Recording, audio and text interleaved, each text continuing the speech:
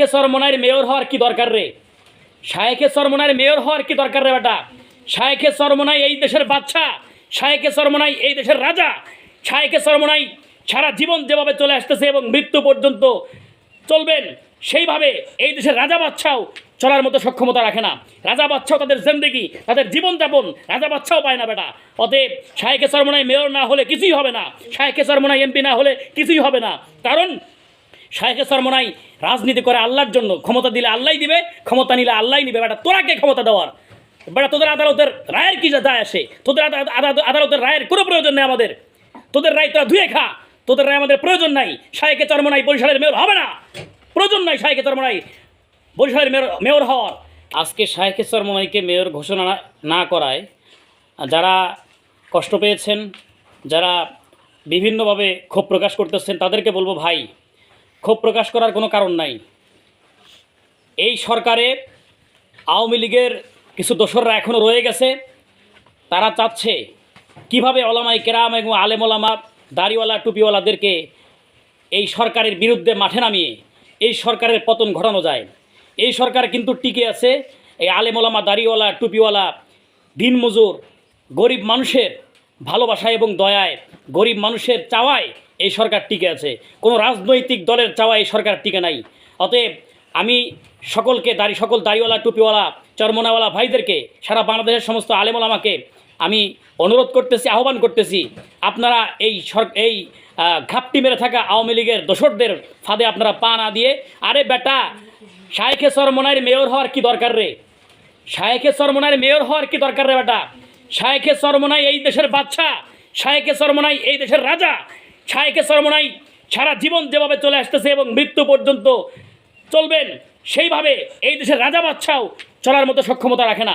রাজা বাদশাও তাদের জিন্দেগি, তাদের জীবনযাপন রাজা বাদশাও পায় না বেটা।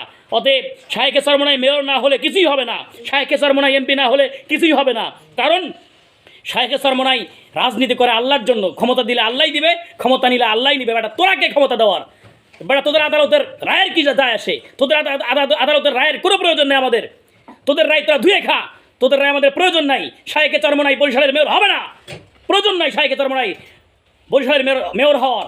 কিন্তু আমরা দেখতে চেয়েছিলাম যে এই দেশে যদিও ফ্যাসিবাদের পতন হয়েছে, কিন্তু এই দেশে ফ্যাসিবাদের পতনের পরে এই দেশের ন্যায় বিচার আছে কিনা সারা বাংলাদেশের সমস্ত জনতাকে বলতে চাই।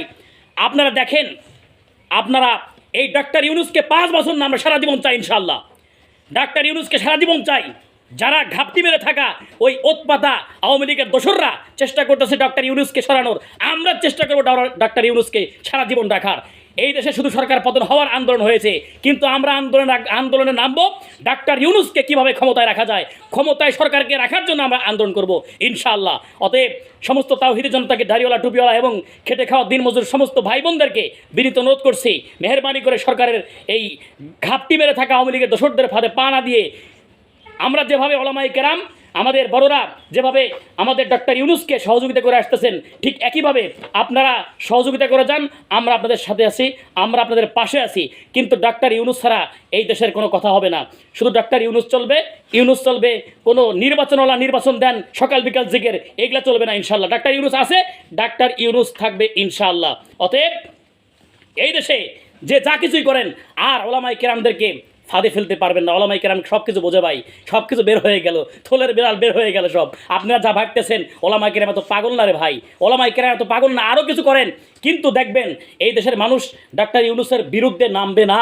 যে করবে ডাক্তার ইউনূস যদি ইসলামের বিপক্ষে কাজ করে, ডাক্তার ইউনূসের বিরুদ্ধে অবশ্যই নামবে। কিন্তু ডাক্তার ইউনূস তো ভাই রাজনীতির মানুষ না ভাই। তল থেকে কি থুয়ে কি লাগতেছে ডাক্তার ইউনূস তো এগুলো অত বুঝতেছে না। কারণ উনি রাজনীতির মানুষ না, উনি একজন সরল সোজা, উনি একজন সারা পৃথিবীর একজন সম্পদ। উনি তো রাজনীতির ময়দানের মানুষ না, অতএব উনি রাজনীতি বোঝেন না। তাই ওনার চলতি জীবনে কিছু ভুল হতেই পারে, অস্বাভাবিক কিছু নয়। উনি ভুল করলে সেটা ছাড় হবে না, অবশ্যই ছাড় দেবো না।